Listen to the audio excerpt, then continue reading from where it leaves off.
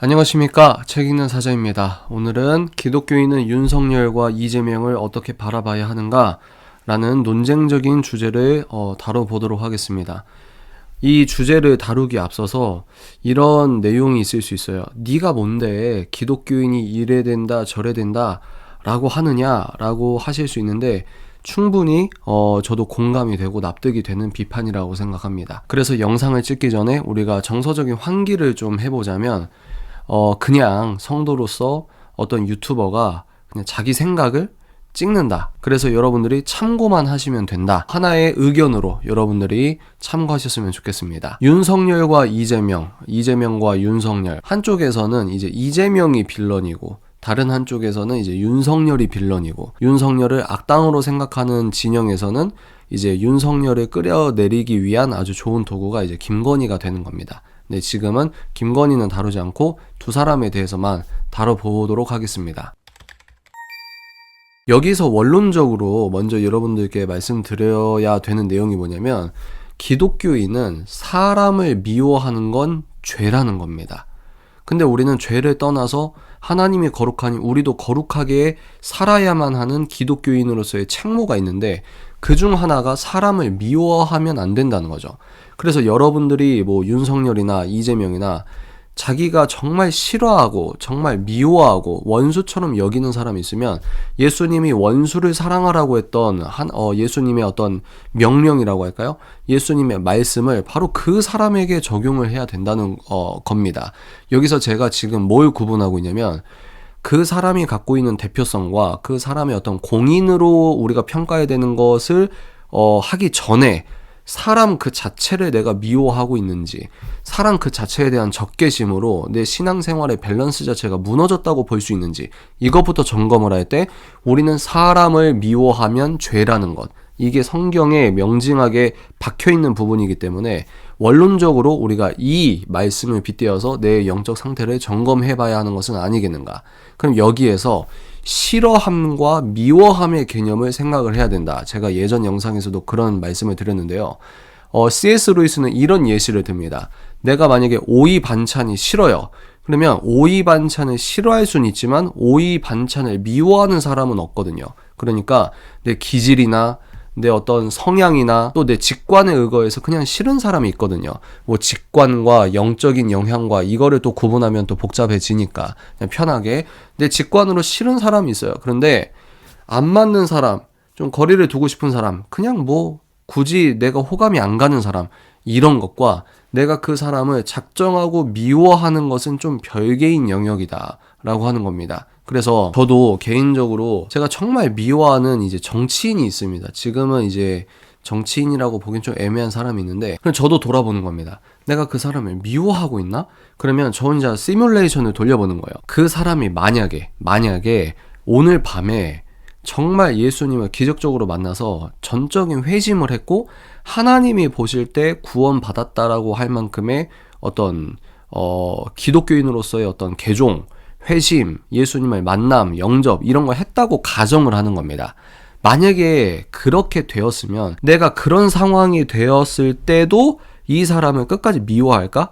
아니면 이제 영적 가족으로서 내가 이 사람 자체에 대한 영혼 구원 그리고 영혼 사랑으로서 내가 좀 다른 포지션을 취해야 되는 것일까? 라고 시뮬레이션을 돌려볼 때 만약에 이 사람이 하나님 보실 때 하나님을 만난 예수님을 영접한 사람이라고 하면 국민 절반이 싫어한다 할지라도 저는 좀 다른 포지션에 가져가야 되는 것은 아니겠는가 이런 생각을 혼자 했다는 거죠.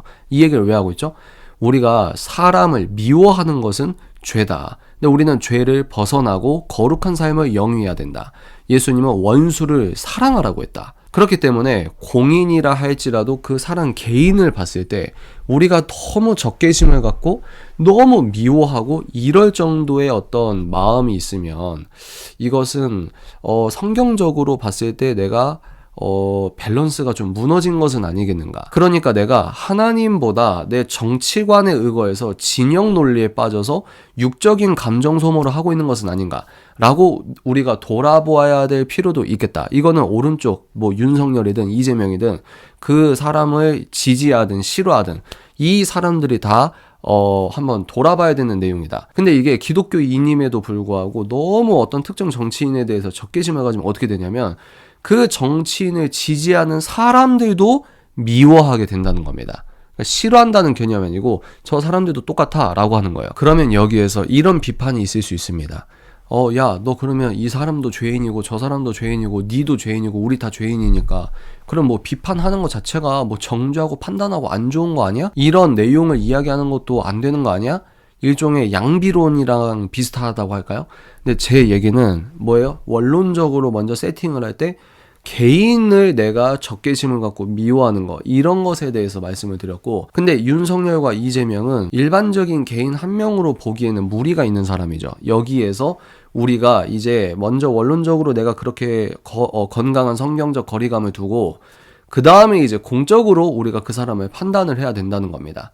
공적으로 이게 나눠진다는 거죠. 제가 저번 영상에서 트럼프를 평가할 때는 저 사람이 성추문이 진짜냐 가짜냐, 저 사람이 평소에 얼마나 검소하게 사느냐 이런 잣대로 보는 게 아니라 공인이기 때문에, 정치인이기 때문에, 권력자이기, 공적인 권력자이기 때문에 그 사람을 평가하는 건 정치 공약의 방향성, 공약의 이행률, 이런 정치인들을 평가할 때에 우리가 이 잣대가 다르듯이 윤석열과 이재명도 우리가 그런 식으로 평가를 해봐야 된다는 겁니다. 그러니까 공직자가 권위와 권력을 갖고 하는 정치 활동과 그 영향력이 대한민국에 어떤 영향을 끼치고 있느냐, 이게 우리들의 분별 기준이 될 수 있다는 거죠. 그 사람이 품고 있는 가치관을 어디에서 담고 있죠? 물론 이제 대통령은 이 국힘이 아니지만 일단 국힘에서 배출한 대통령이지 않습니까? 그러니까 저 사람이 공식적으로 품고 있는 그 사람의 가치 체계를 담고 있는 게 당이란 말이에요. 당.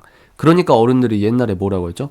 정치인 한 명만 보면 안 되고 저 정치인을 담고 있는 당을 봐야 돼. 이게 되게 중요한 부분이라고 생각을 합니다. 그러니까 개인의 신념과 개인의 캐릭터성이 되게 중요한 부분이지만 그럼에도 동시에 어떤 균형을 갖춰야 되냐면 저 개인을 품고 있는 당의 당론과 그 당론이 향하고 있는 방향성이 성경적이냐 비성경적이냐, 더 나아가서 반성경적이냐, 성경적일 가능성이 크냐, 반성경적일 가능성이 크냐, 이런 것들을 봐야 된다는 거예요. 그러니까 한 개인으로 끝나지 않는 공인이기 때문에 그 사람이 활동하는 공적인 어떤 의정 활동이라고 할까요? 그 의정 활동의 방향성이 성경적이냐, 이런 것들을 봐야 된다. 그래서 그 정당과 정치인이 갖고 있는 정치적 신념이 중요한 겁니다. 정치가 뭐죠? 옳고 그름, 이 정당이 생각하는 옳음, 저 정당이 생각하는 옳음, 이 옳음을 공적인 의정 활동을 통해서 자기들이 옳다고 하는 걸 실현하려고 하는 공적인 활동이잖아요. 그러면 옳음이 뭡니까? 옳고 그름, 가치 판단이죠. 가치 판단은 도덕성을 띠고 있습니다. 도덕성은 뭐죠? 옳고 그름이죠. 그래서 정치 활동이라 하면 종교성을 띌 수밖에 없는 것이고, 우리 기독교적으로 더 면밀하게 말하면 정치 활동은 영적인 충돌이 있을 수도 있다. 물론 어떤 매 사건과 매 제도에 대한 토론마다 영적으로 옳고 그르냐 이걸 따질 수는 없어요. 그건 이제 전문가의 영역이지만 거대한 담론, 어떤 매크로한 부분만 보자면 정치 투쟁은 그 이면에 있는 옳고 그름의 투쟁이고, 옳고 그름의 투쟁은 영적인 충돌이다. 이것까지 우리가 생각을 하셔야 되는 겁니다. 그러면 여기에서 이제 그 다음에 윤석열과 이재명을 평가할 때 기독교인은 뭘 봐야 되냐면, 이 사람들이 공인인데 어떤 공인입니까? 어느 그릇에 담겨있는 공인입니까? 대한민국이라는 국가의 공인이잖아요. 그래서 윤석열과 이재명을 어떻게 평가해야 되는 것이냐 라고 할 때는 대한민국의 정체성을 우리가 알아야 되는 겁니다. 그러니까 내 친구를 평가할 때는 이 정도 평가가 필요 없어요. 그런데 저 권력자, 그 다음에 차기 권력자로 가장 유력한 사람, 저 사람들이 어떤 가치관을 갖고 있느냐에 따라서 국정의 방향성이 결정될 수도 있기 때문에 우리가 면밀하게 공부를 해야 되는 것도 시민의 책무이자 기독교인의 어떤 책무라고 볼 수도 있다는 건데, 여기에서 중요한 게 대한민국이 어떤 나라느냐, 이게 중요하다는 겁니다. 그래서 이것까지 같이 봐야 된다. 여기서 갈리는 게 바로 한국사에 대한 해석입니다. 한쪽은 이 나라는 저 북한 주사파 플러스 무신론에 기반된 공산사회주의 세력이 대한민국의 정체성을 갉아먹고 있고, 지금은 거의 갉아먹고 있어서 긴급한 위기의 상황이야 대한민국이, 이렇게 보는 거고, 반대쪽에서는 정반대로 애초에 한국이 건국될 때부터 친일 청산을 못했는데 한국의 원죄와 적폐를 청산하지 못했기 때문에 우리의 수건 사업을 반드시 이뤄내야 돼. 그 뒤에 대한민국이 그제서야 좋아질 수 있어. 이런 큰 어떤 가치관의 충돌이 있는 것이죠. 그럼 무엇이 맞을까요? 여기에서도 우리는 어떤 역사책, 역사학자 이런 것도 중요하지만 본질적으로 성경을 기준으로 해서 평가를 해야 된다. 한국이라는 나라가 성경적 기준으로 봤을 때 어떤 정체성을 갖고 어떤 영향력을 갖고 있으며 그것이 과연 성경적이냐, 아버지 하나님께서 좋아하실 만한 것이냐, 이걸 봐야 된다. 그래서 여기에서 중요한 게 이 나라를 세운 그 파운더가 누구냐, 국부가 중요한 것이고, 그래서 한쪽은 이승만을 어떻게든 역사적인 왜곡과 거짓을 씻긴다고 하는 거고, 한쪽은 이승만을 학살자라고 하면서 그만큼 이제 이승만이라는 국부를 어떻게 해석하느냐에 따라서 대한민국의 정통성과 어떤 역사의 물줄기가 달라지기 때문에 그래서 이 역사 전쟁도 일어나고 있는 겁니다. 지금 이 얘기 왜 하고 있죠? 윤석열과 이재명을 어떻게 기독교인이 봐야 되냐? 여러분들이 계속 리마인드를 해보세요. 이게 말이 격가지로 가는 게 아니라 큰 물줄기를 우리가 이 문맥을 서브텍스트와 이 문맥을 같이 볼 때, 서사를 같이 볼 때 하나님의 마음으로 이 대한민국과 그 대한민국에서 어찌됐건 칼빈주의에 의거해서 이 공직자의 어떤 권위, 공직자의 권력, 공직자의 어떤 국정 운영 이런 것들을 우리가 성경적인 밸런스를 갖춰놓고 기도하고 응원하고 또는 회개하고 이게 잡힐 수가 있다는 겁니다. 그래서 그 1단계로 우리가 사람을 적개심을 갖고 사람을 너무 미워하고 그래서 저 사람을 지지하는 사람도 예를 들어 벌레처럼 보고 이거는 죄라는 거예요. 그래서 우리가 이제 원수를 사랑하라고 하신 어떤 예수님의 그 마음으로 원론적인 기초를 딛고 나서 그 다음에 공직자를 평가하는 것을 봐야 되는데 한국의 공직자니까 대한민국의 정통성과 영혼이 뭐냐, 대한민국의 정체성을 뭐냐라고 봐야 되고 그렇기 때문에 대한민국을 세운 사람이 어떻게 역사적인 해석을 하느냐, 정치적 해석을 하느냐가 중요하고 우리는 어떤 사람들이 말하는 평가가 아니라 성경적인 관점과 기준이 움직이지 않으니까 그리고 이게 진리니까 이거로 자꾸 돌아가야 된다는 겁니다. 어느 방송을 듣고 어느 책을 듣고 어느 교수 팬이 돼가지고 거기 말만 따르는 게 아니라 말씀을 위주로 봐야 된다는 거예요. 말씀을 위주로 대한민국이 어떤 사회냐, 말씀을 위주로 대한민국의 정체성은 무엇이냐 이걸 봐야 된다. 여기서 이제 이재명을 지지하시는 분들은 어떤 겁니까? 이제 586 세계관이라고 저는 표현하는데 군부가 있는 거예요. 군부 독재가 있는 겁니다. 대한민국의 지금 현대사를 볼 때 군부 독재는 이게 있어요. 저는 군부 독재 시절에서 태어나지 않았기 때문에 제가 뭐라고 체득적 경험이 없기 때문에 뭐라고 떠드는 거는 좀 그렇고 그런데 이제 윤석열을 지지한다고 하는 오른쪽 사람들은 어떤 역사의식이냐 군부 독재는 과오가 맞지만 우리나라가 민주적인 어떤 나라가 되기 위한 과도기적 어떤 점진적 과정 중에 하나다. 그래서 여기에서 자주 예를 드는 게 뭡니까? 링컨도 남북전쟁할 때 언론사 폐지시키고 그렇게 탄압을 했다. 그러면 링컨도 학살자냐, 역사적 문맥을 같이 봐야 된다. 뭐 이런 얘기를 하잖아요. 근데 저는 어떻게 생각하냐면 586 세계관에 경도돼 있는 분이나 그러니까 이재명 편이나 윤석열을 지지하는 사람이나 한국을 평가할 때 저는 이 군사분계선 안에 이 삼면이 바다고 위에 군사분계선이 있으니까 마치 인공섬에서 살고 있는 사람처럼 역사를 판단하면 안 된다고 생각합니다. 우리들이 평가할 때 뭘 같이 봐야 되냐면 군사분계선이 국경이 아니고 한반도를 함께 보아야만 대한민국이 어떤 나라인지 성경적으로 비교 분석이 가능하다는 거예요. 한반도를 같이 봐야. 무슨 말이죠? 북한을 봐야 대한민국이 성경적이냐 안 성경적이냐를 우리가 알 수가 있다는 말입니다. 한국에서 있었던 일이 정치사적으로 막 실수도 있고 잘못도 있고 더러운 일도 있고 추악한 일도 있고 있지요. 그런데 이것만 우리가 너무 몰입해서 보는 게 아니라 북한에서 일어나는 일을 같이 봐야 한다. 그리고 이승만이 이 나라를 세웠을 때 북한에 대해서 이 북한을 어떻게 생각했고 자유통일을 하기 위해 어떤 일들을 했는지 역사적 팩트를 통해서 이 한반도의 하나님의 어떤 뜻을 우리가 함께 고찰하려고 노력을 해야 된다라는 말씀을 드리는 겁니다. 무슨 얘기냐?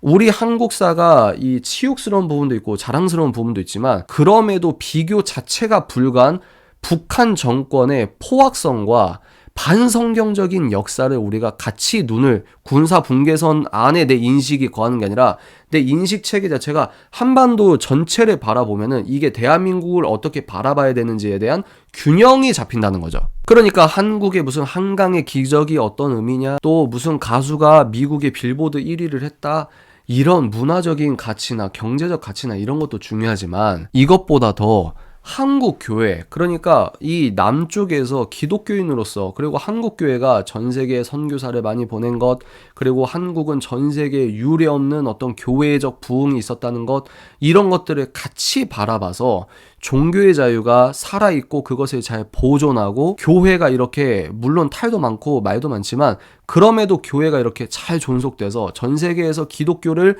수출한다는 표현이 좀 그렇지만 기독교적 정신을 붙잡고 있는 전 세계 두 나라가 미국과 한국이라고 하는데, 이거는 절대로 우연이 아니라는 겁니다. 그러니까 우리는 교회 중심과 성경 중심으로 평가할 때 이재명의 정치 사상과 윤석열의 정치 사상 플러스 국정 운영의 방향성을 우리가 제대로 평가를 할 수 있는 가능성이 더 높아진다는 겁니다. 이런 걸 종합적으로 봤을 때 윤석열이냐 이재명이냐 기독교인은 누구 편을 들어야 되냐, 저는 이런 내용 자체가 좀 위험하다고 봅니다. 누구 편을 들어야만 성경적이다, 이거 굉장히 위험한 표현이고 저도 잘 모르잖아요. 그런데 한 가지, 한 사람에 대해서 우리가 맹목적으로 비판하거나 지지하거나 이거 자체를 지양해야 된다, 이게 제가 6년 동안 반복적으로 여러분께 해드렸던 얘기고, 근데 여기에서 아주 중요한 리트머스 종이가 있다는 거예요.